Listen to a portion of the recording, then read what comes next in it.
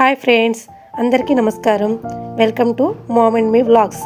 ఈ సంవత్సరం పోలీ పాడ్యమి నవంబర్ 21వ తారీఖు శుక్రవారం రోజునైతే వచ్చిందండి.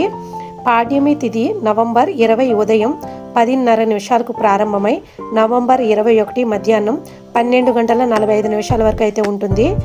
సూర్యోదయాన్ని పరిగణలోకి తీసుకుని నవంబర్ 21వ తారీఖునైతే పోలీ పాడ్యమిని నిర్వహించాలి. పోలీ పాడ్యమి దీపాలను వెలిగించడానికి నది ఒడ్డుకి వెళ్ళగలిగే వాళ్ళు వెళ్ళవచ్చండి.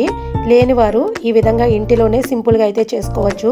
ఒక పాత్ర తీసుకుని అందులో వాటర్ వేసుకుని పసుపు, కుంకుమ, గంధం, అక్షింతలు, పూలు వేసుకుని పాత్రను అయితే సిద్ధం చేసుకోవాలి.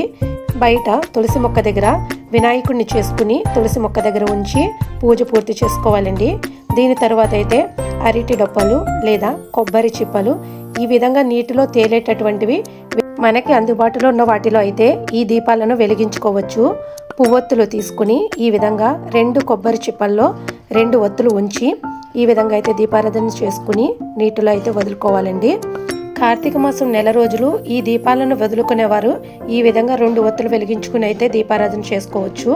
కార్తీక మాసం చివరి రోజు మాత్రమే ఈ దీపాలను నీటిలో వదిలేవారు 31 ఒత్తులను తీసుకుని ఆవు నెయ్యి లేదా నువ్వుల నూనెలో ముంచి అరటి డొప్పలు లేదా కొబ్బరి చిప్పల్లో అయితే ఉంచి దీపాలను అయితే వదులుకోవాల్సి ఉంటుంది. పోలీ పాడ్యమి రోజున నిష్ఠతో దీపారాధన చేసి పోలీ స్వర్గం కథను శ్రద్ధగా వింటే శుభ ఫలితాలు అనేవి ఉంటాయండి. ఈ ఒక్కరోజు పూజతో కార్తీక మాసం మొత్తం దీపారాధన చేసినంత పుణ్యం అయితే దక్కుతుంది. ఈ ఒక్కరోజు పోలీ పాడ్యమి రోజున వెలిగించే దీపాల వల్ల మానసిక శాంతి, ఆధ్యాత్మికత అభివృద్ధి కలిగి కుటుంబంలో సౌఖ్యం, సమృద్ధి పెరిగి లక్ష్మీ అనుగ్రహం అనేది లభిస్తుంది. అదేవిధంగా స్వర్గ ప్రాప్తి కూడా కలుగుతుందని అయితే ప్రగాఢ విశ్వాసం అండి. కార్తీక మాసం నెల రోజులు ఫలితాన్ని కూడా ఈ ఒక్కరోజు దీపారాధనతో అయితే పొందవచ్చు. దీపాలను వదలవలసిన టైం వచ్చి శుక్రవారం ఉదయం 6 గంటల లోపలైతే సూర్యోదయానికి ముందుగానే ఈ దీపాలు అనేది వెలిగించుకోవాల్సి ఉంటుంది.